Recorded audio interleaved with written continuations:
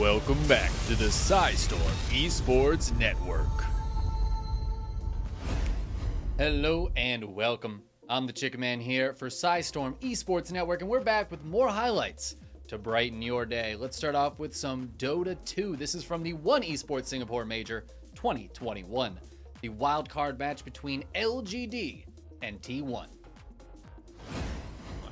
He needs to go something that's actually able to make an impact right now. I think Agshard might be kind of okay, considering you are doing this high ground defense.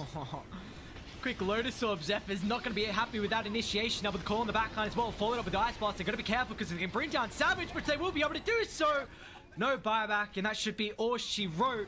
The Alchemist outside the base. Army still falling low, but it's just the Poison Nova.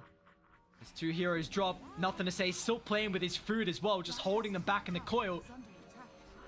Finally deal with the Aegis, but I mean, we just see is these fights not been going in the favor of T1, to say the least. Very struggling to find that start, and LGD just too strong. They'll slow this game out, slowly bring down the racks. I say slowly, but I mean, Ahmed just shreds to him. And now he even turns to try and shred down Carl. Lotus gives him some space. Another 4-star, but the Dagon. 3 down, T1, and they're even just going to try and force him out of this game. Ahmed hitting tier 4 towers. It looks like LGD going to be victorious in this game 1. Yeah, it's exactly what they needed. They obviously have a lot more to play for than the T1 boys at this stage, given how close the games are going on the other stream as well. So, LGD take game number 1. Only... And game number 1, they're looking very strong for LGD, and for good reason. They'll end up taking the series 2-0 and will advance out of the wildcard stage in first place. Coming up next is some Valorant. This is from the VCT Game Changers North America. 4-bracket match between CLG Red and Dignitas Female. You really don't see teams, force up in that second round because you want to be able to have these rifles and have that gun advantage come the third round. Now, this is where a momentum shift can happen, but if they lose out here, then it's going to have to wait until round 5 before we get to see a proper momentum shift. And CLG does not care about invulnerability or vulnerable issues. She's just going to run straight through towards me. What a weird rotation. And now Wall, not long for this world. Fortunately, Emily's able to grab the kill, but Sages go good for one across the map. Naomi picks one up on terrain, and Dignitas starting to get cut down. A 2v2, make it a 3v2. Nice little resurrection, and that's why you want your battle Sage. If your Sage is getting killed, that means your Sage is getting ult orbs. This time around, though, it's Milk finding the kills on the Raze, has the paint shells available, is going to be able to bounce that one up. Nice little bank shot to get the damage, quite possibly the kill. No, Animal hops away, but it doesn't matter. Milkyway closes it out. Either way here, and Dignitas will find themselves in the win column. And that was surprising. I thought that Naomi would be able to swing on that one, but actually gets mowed down. Milk getting the 2 kills there and securing themselves a nice little defuse. This was a really, really good round for Dignitas. Teams kind of trading 1 for 1 there. It seemed like a really close round, but then Milkyway was able to get that double kill right at the very end there to seal the deal for Dignitas. Unfortunately for them, the match would not go the same way, and CLG Red would win 2-0. Up next is StarCraft 2. This is from the GSL Code A. 2012 World Champion Parting takes on 2019 World Champion Dark for the qualifying match to get into Code S. Ravager count hasn't really gone up. The Roach count has gone down. So, I guess army size comparatively, he's in a slightly better spot than he was a couple minutes ago.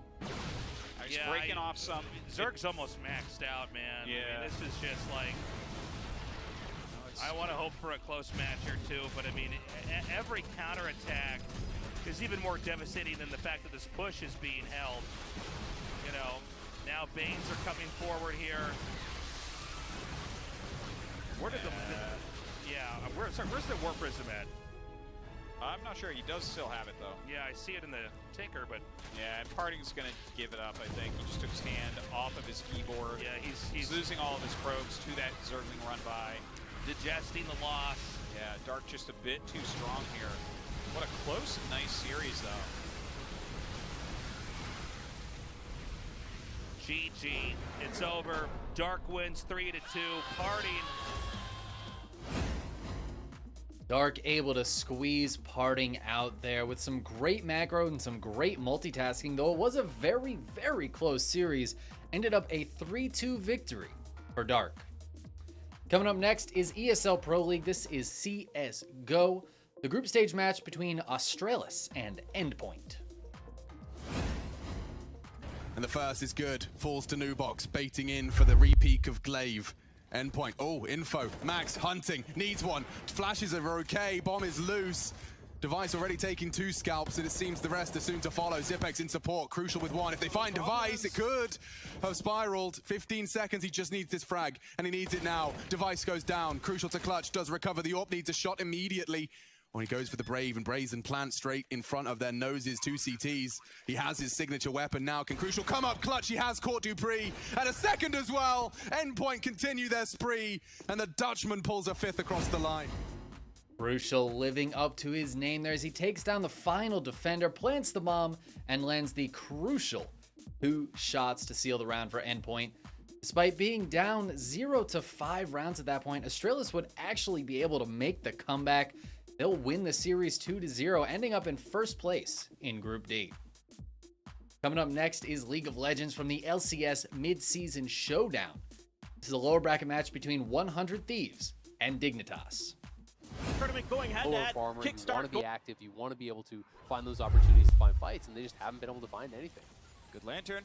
Good job being there in time. Afro keeps Neo safe as who he wanted to walk in. The Dragon has spawned and Closer has complete control right now. But wait, there's more. There's a fight in the bottom side. FBI still gonna get pulled in, gonna be hooked as well. Goes to the side, looks for Neo, but he's got a shield bow, no problem there. Huhi now left alone, but the squad is coming in as well. Hecarim flies in there, and there's no easy way out. Neo gonna get shockwaved and dropped down as well. How about the rest of the team fight though? Pushing back is Soligo. Huhi, pretty squishy. Fake got stuck in the middle, will find another kill. And now it could be a chase and a Closer. Great Flay gonna set one up. The hook to get away from the minions. What can Afromoon not do except lose? Dardock flashed away, Royama flashed to safety. What a compelling team fight. They're take the victory, and the Dragon's still up for them. That was insane! Full on 5v5. Dignitas going into that engagement, taking an early advantage, taking down one of 100 Thieves players. 100 Thieves would try to fight out that 4v5, but Dignitas finds themselves a good team fight victory. That being said, it was in the early stages of the game, and 100 Thieves would be able to fight back, winning the game and ultimately winning the series 3-0. Coming up next is from the PUBG Global Invitational Weekly Finals. This was week number 6, the final week, so $500,000 on the line. Tensions are high every round and every kill matters. This was round 6. Still a few rounds to go, but things are getting hectic. 3 teams battling it out at the very end here. Are some of the best in the business, particularly Longsker, the best in this tournament in terms of kills per round. This guy is cracked out of his darn mind. Smoke's starting to come down now as both teams trying to establish their positions, trying to lock it down. There's Longsker with another one. Kickstart, though, gonna turn on him and get that knock. 2 of the best in this tournament going head-to-head. Kickstart going to win that one. Bullying, trying to throw some smokes down, looking potentially to try to get over to his res, but yeah, Aqua 5. He's got a beautiful position. Sees Zenith playing outside of the smokes, has lined up and forced them to take a defensive position behind the tree. Lines up and gets one of them. Bolien can come up on the other side of this and just dismantle Zenith's defense. Aqua 5 doesn't want to overcommit though. Knows the fact that he's revealed where he is, and instead it's going to be Infantry that goes for a set of reses. It's Zenith trying to do the same. Aqua 5 all on his own, still trying to hold it together for T1. It's a back and forth fight for first place. You can see tied up right now between Zenith and T1. Infantry knows the fact that if they can get this would be a huge game for them. Aqua 5 instead lines up and looks into Infantry's direction, again realizing numbers disadvantage, but with everything going on, Zenith is starting to string together the res. Has already got one up, looking into position, trying to fight Aqua 5's very dominant position while they're vying for it. Infantry pushing up on the other side. There's nowhere for Zenith to really play from. You can see getting harassed on 2 different points now. Oh my god, Aqua 5 comes up. He's out of bullets in that barrel. All he has left is the mini. Longster comes up over the hill, gets the knock and the kill on Aqua 5. Finishes off Shinboy. Kickstarts left. He's down. Infantry Infantry takes game number 1. What a hectic finish there. Zenith had the numbers advantage, but Aqua5 doing some great solo work, which allowed Infantry to swoop in at the end and take victory in the final moments. Our final clip of the day is going to be from Rainbow Six Siege, the European League Season 2, a group stage match between Rogue and Virtus.pro. And generally speaking, they can do as they are, which is push in, try and get control over rear stage. They'll try and get control of the sort of bunker as you come in through construction, work around the pillars area and take control of site from there. And that's what Virtus.pro have actually set up against by trying to hold on to meeting, because normally you would try to take control of the meeting hatch as part of that to force Virtus.pro deeper back in towards Laundry and Freezer. But Kajeka gets the opener, and I'm pretty sure that came from that exact hatch. Rogue need to pay attention to meeting, and that's exactly what they do as Aces steps in and gets the kill, trading out slightly late, but Kajeka goes down nonetheless. It's a bloodbath here as we find ourselves 3 versus 3 inside the first minute, Em. Yeah, they really stepped in. They saw an opportunity, tried to take it, didn't really take into consideration that the one person that seemed awake was above the hatch. There's one more put to bed.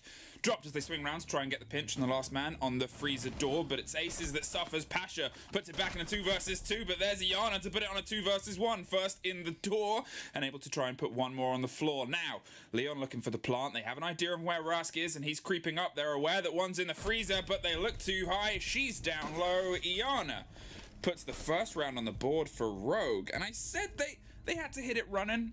Would you describe that as running? I'd describe that as a sprinter. A quick and dirty round there from Rogue as they clean up Virtus.pro. That would be indicative of the rest of the match, as Rogue would win it 7-2. That's going to do it for us today. Don't forget to like, follow, and subscribe so you don't miss our next episode. And if there's an event or an esport you'd love to see us cover, please let us know down in the comments. I've been the Chickenman here for the Storm Esports Network.